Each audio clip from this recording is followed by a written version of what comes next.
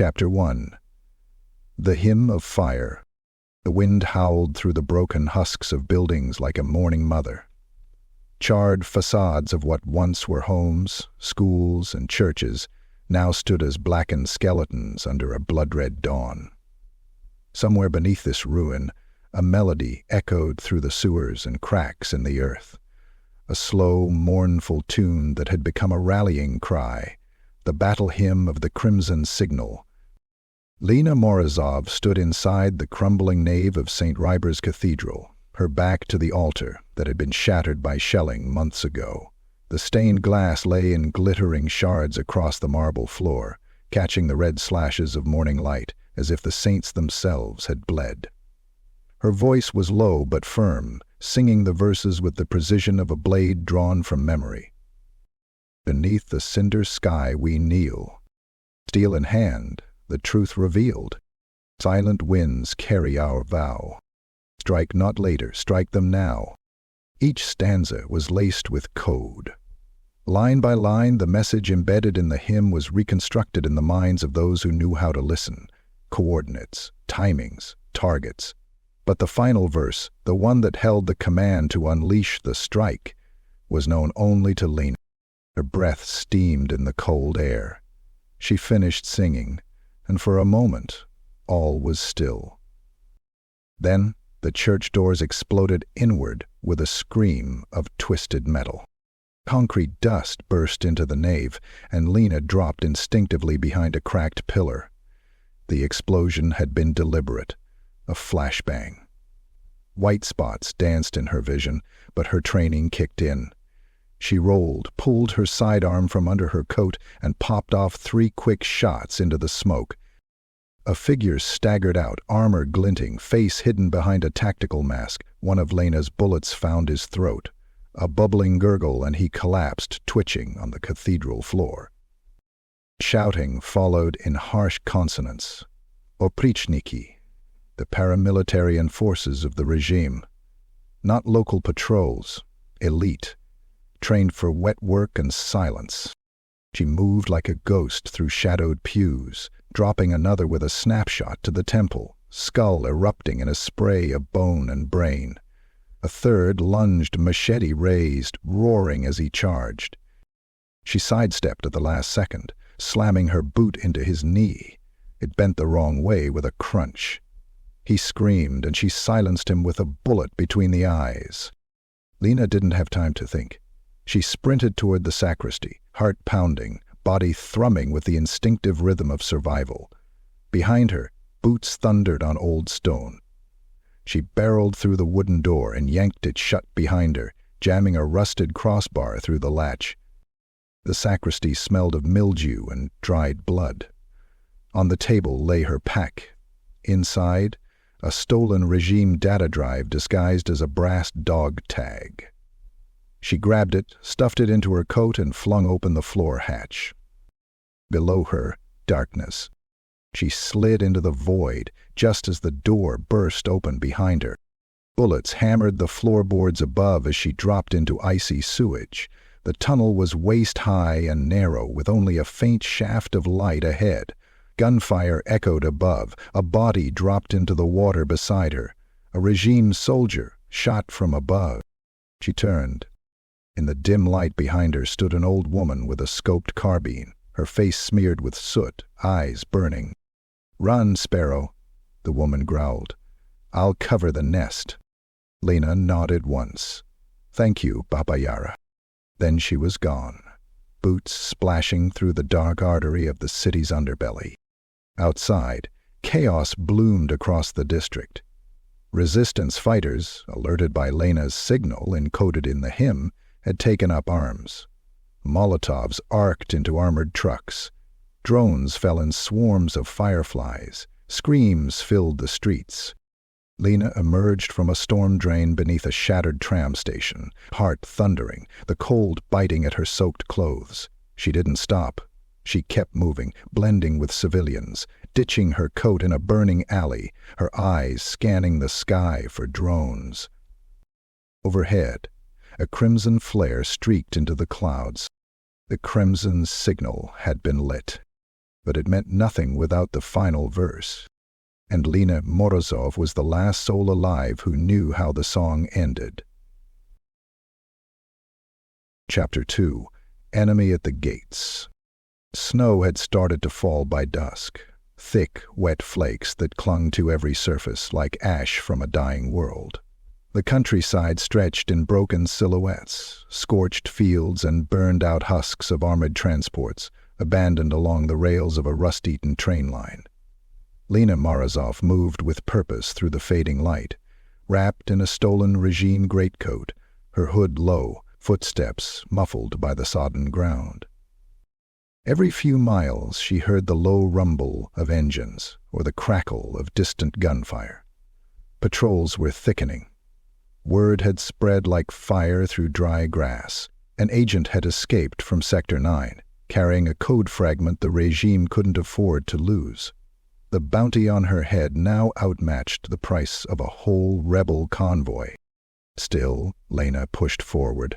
Blood caked on her gloves from the men she'd killed back at the cathedral, her eyes scanning each twisted tree and crumbling rail tower with surgical precision.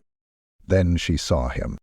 Standing at the mouth of a tunnel up ahead, cloaked in shadow, was a tall figure in a dark officer's trench coat. He leaned on the stock of a heavy rifle, posture relaxed, but his gaze was sharp, predatory. The last time Lena had seen him, he was her commanding officer. Now Colonel Anton Strad hunted her like a wolf. Lena didn't falter. She approached, slow and measured, hand brushing the grip of her concealed pistol. "You're bleeding," Strad said, voice gravel-worn and smooth. "And limping. Rough day?" "Not as rough as yours is about to be," she muttered. He laughed, a humorless, cold sound that echoed off the tunnel walls. "Still with the bravado, but you're running out of tricks, Morozov. I taught you most of them. You taught me how to survive. You didn't teach me how to kneel." She fired first.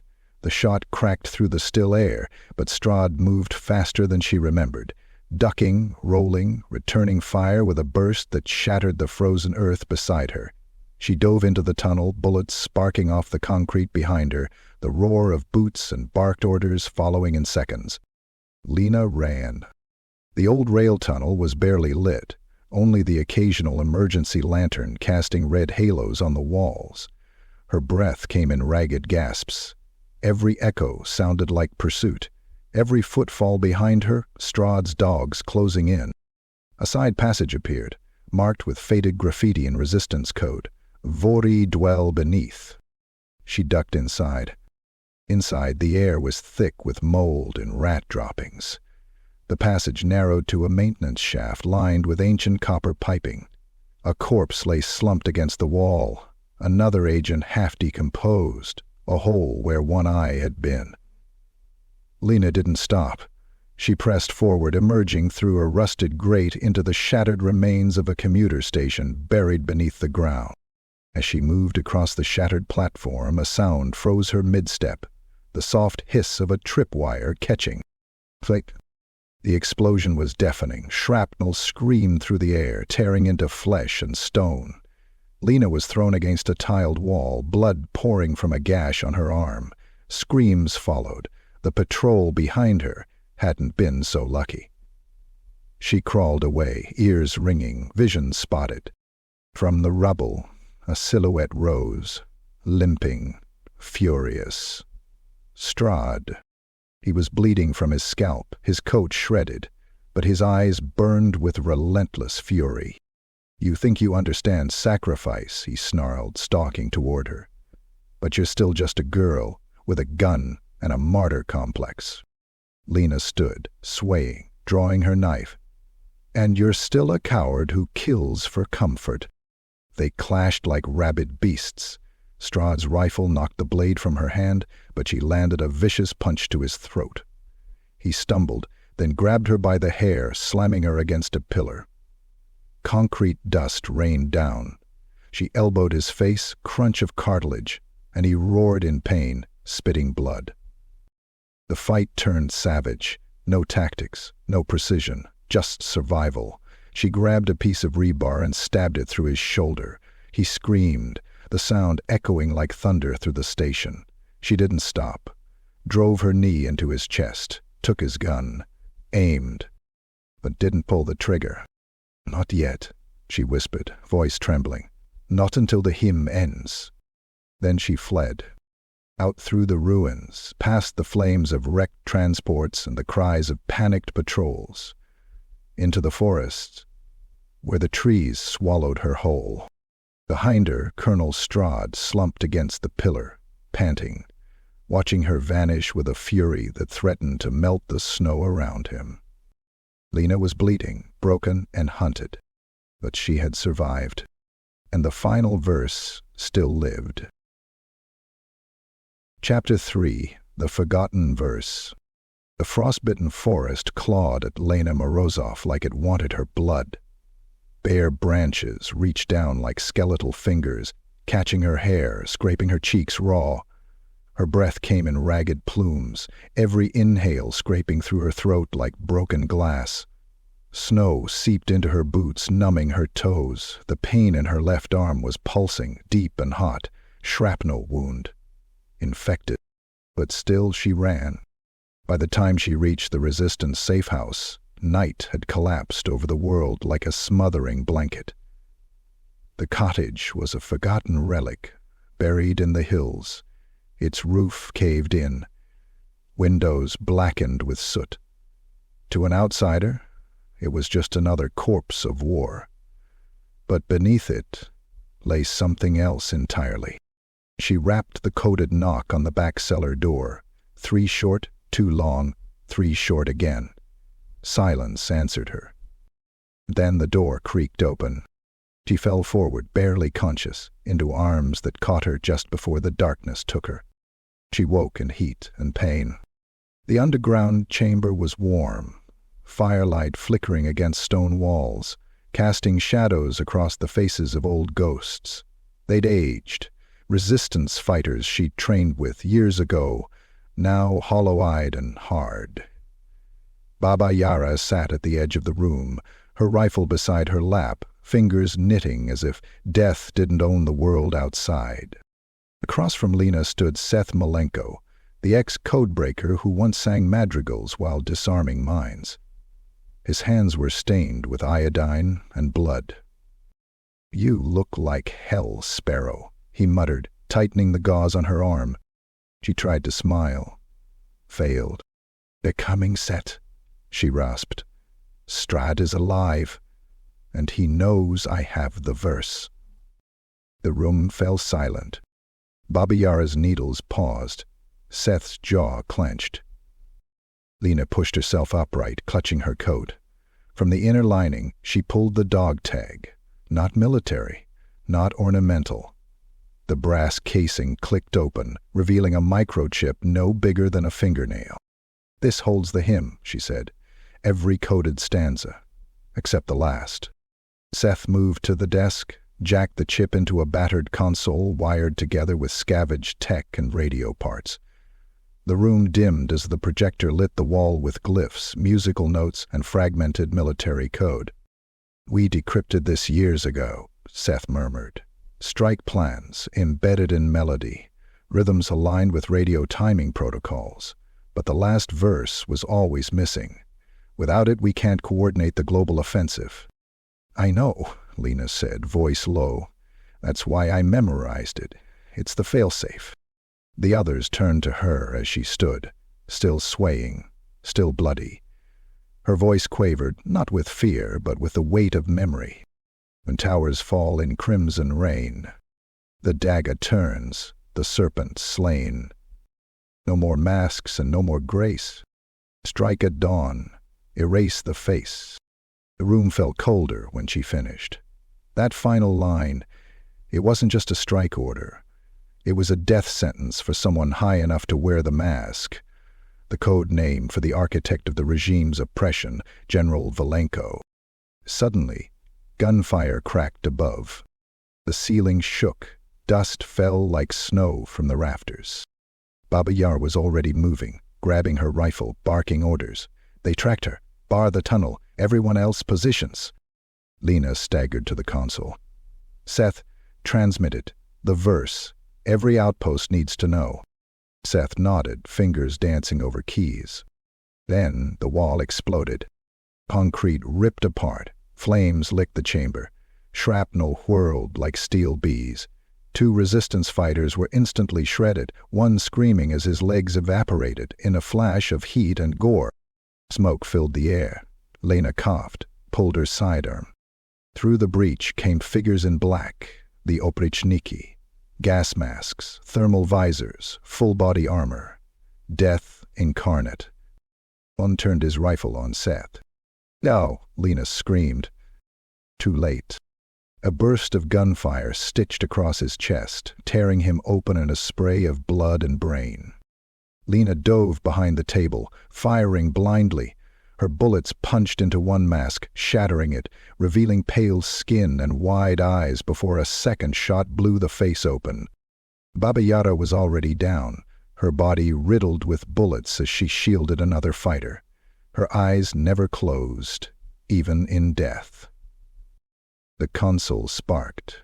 Fried. Transmission incomplete. Lena crawled across the blood-slick floor, dragging herself toward the chip still in the terminal. A boot landed on her hand. She looked out.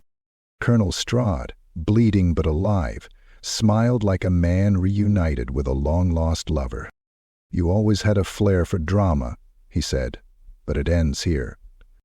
Lena spat blood in his face. "Then let's end it." She detonated the thermite charge strapped beneath the desk. Flame erupted in white-hot fury. Strahd screamed, burning, flailing as his coat caught fire.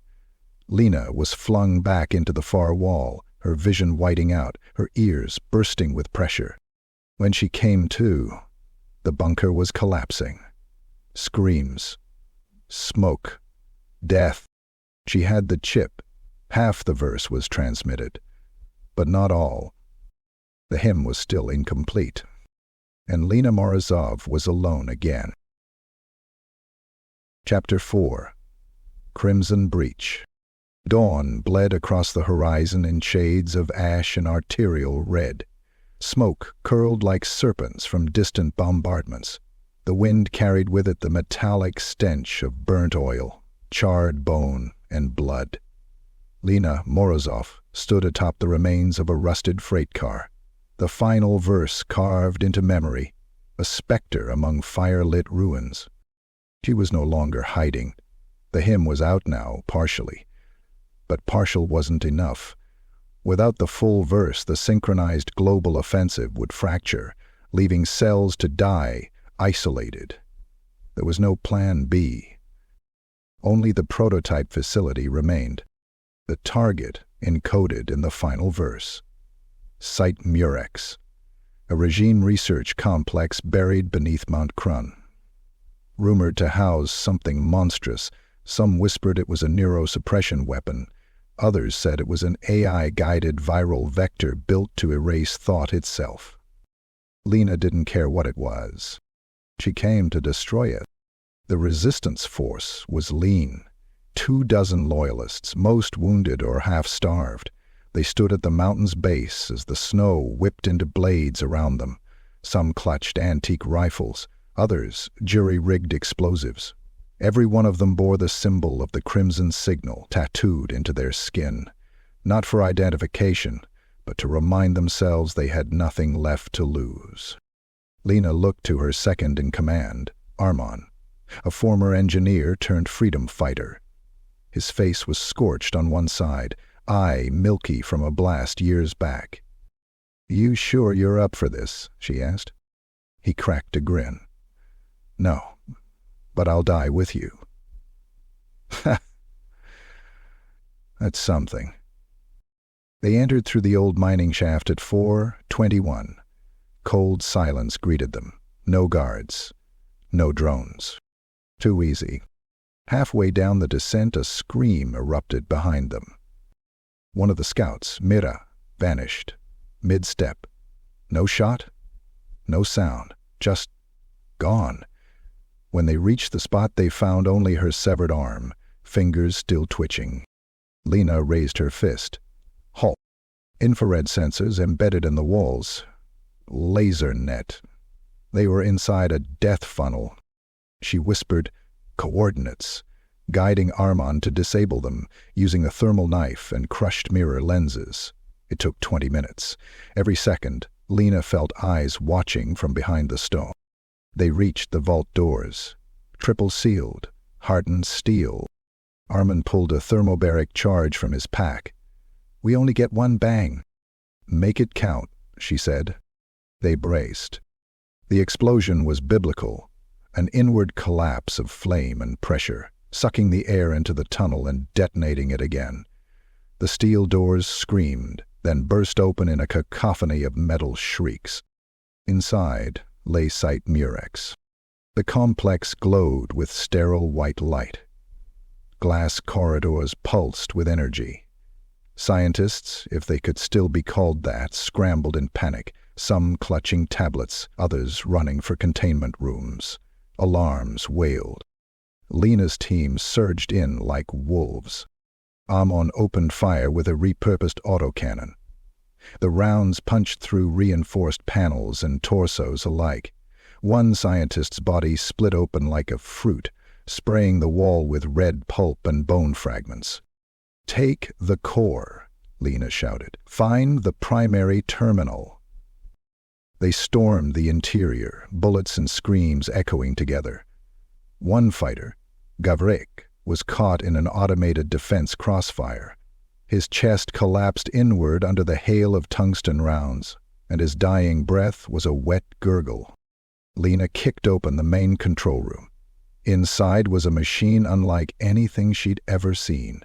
Tall as a god, coiled in wires like veins, glass cylinders filled with twitching, headless corpses submerged in fluid, a supercomputer fed by human data cores.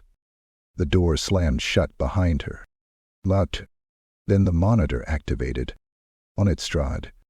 His face was half melted from the thermite blast, jaw hanging crooked, eye white with ruin. And yet, he smiled. "You brought them here, Lena. You brought them all to die." She didn't reply. She raised her rifle. "Kill me now," he said, "and this whole system goes critical. But if you stay, maybe you get to save them. The choice is yours, Sparrow." Lena's finger hovered over the trigger. Then she heard the scream from the corridor. Armand. Something had gotten to him, something inside the machine. She looked at the terminal. The HIM, the transmission module. This was it. She ran past Strahd's projection, drove her blade into the console, cracking open the casing. Sparks flew, heat blistered her face. She jacked in the dog tag chip. The screen pulsed. Prison signal, final verse, authenticated, transmitting global sync. The HIM played. Fully. Everywhere, every hidden frequency, every embedded node. Across continents, rebel cells stirred, explosives armed, leaders targeted, regime networks began to crumble in real time. Strahd screamed. No, not like this." Lena looked at him, hand trembling, body broken. "You should have killed me the day you taught me to fight." He turned the rifle on the reactor core and fired. The world went white. Fire surged through the complex, devouring steel, flesh, and memory alike. The mountain shuddered. Above, the snow caps erupted, the scream of the dying buried beneath thunder and flame. But the hymn echoed still, and across the world the signal had found its chorus. Chapter 5. Echoes of the Signal. The mountain burned for 3 days. From the horizon, Site Murex looked like a volcano resurrected from myth. Its crown shattered, smoke vomiting into the clouds, glowing red from the hell that boiled beneath. The avalanche that followed buried the entire slope in a flood of stone, ash, and liquefied concrete. No one believed anything survived. But beneath that ruin, entombed in steel and flesh, Lena Morozov lived for 17 minutes. Her body was a ruin, Legs shattered, ribs crushed, skin flayed raw by the reactor's blast wave. Every breath was a groan, dragged through torn lungs. She lay in the remains of the transmission room, the air boiling, blood thick and black where it pooled under her. Above her, the screens had gone dark. But in her ear, a voice crackled to life. Faint, distant, but unmistakable. Signal received, verse complete, all wings in motion. She smiled. It was enough. Lena closed her eyes and died. Across the world, war erupted with terrifying precision. In the ashes of Vienna, resistance fighters detonated the regime's central surveillance hub, releasing terabytes of classified data onto the public grid. In the jungles of Ecuador, guerrillas hijacked a regime air convoy and turned its own drones against it, filling the sky with falling metal and burning fuel. In the neon ruins of Shanghai, an orphan teen activated a fail-safe bomb built from stolen medical tech and vaporized a weapons depot. The crimson signal had become a symphony of fire. Back in Eastern Europe, at a ruined border checkpoint reclaimed by rebels, a boy stumbled upon a twisted corpse half buried in snow. A corpse with hair like scorched gold and a half-melted dog tag clutched in one blackened fist. He didn't know who she was, but the tattoo on her shoulder, a crimson flame wrapped around a musical note. He recognized from the whispers, the radio fragments, the rebel chants now echoing through occupied streets. He took the dog tag, opened it. The chip was still intact, and encoded inside it was everything: the hymn, the code, the legend. Lena Morozov wasn't just a soldier anymore. She was a myth. Months passed. The regime fractured like glass beneath a boot. Generals turned on each other. Cities rebelled. Whole regions went dark, their leaders strung up by angry mobs. Propaganda networks collapsed. Borders melted into chaos. But amid it all, a voice rose. It began on pirated broadcasts, then grew into a chorus of digital chants, graffiti tags, and rebel songs sung beneath shattered neon lights. Strike at dawn. Erase the face. In one city, a masked informant assassinated a regime governor by carving the final verse into the walls of his estate with a blowtorch before immolating him in his own panic room. In another, a rebel child stood atop a burned-out tank, reciting the hymn through a cracked megaphone as troops surrendered before her.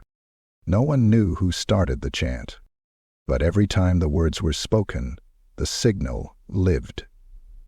On the 5th anniversary of the Crimson Breach, in what remained of New Prague, the boy who found Lena's dog tag stood at a cracked memorial made from black glass and scavenged steel.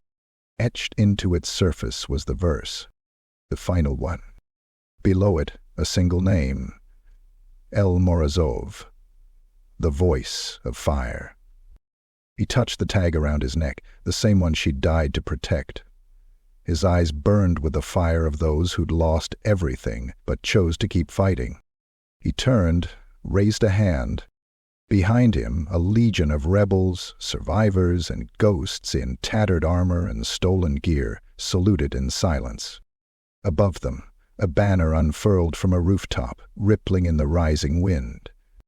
A crimson flame, a single note, and beneath it the words that had shattered empires. Wineless towers fall in crimson rain. The dagger turns, the serpent slain. No more masks and no more grace. Strike at dawn, erase the face.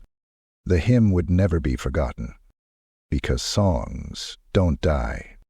They had come.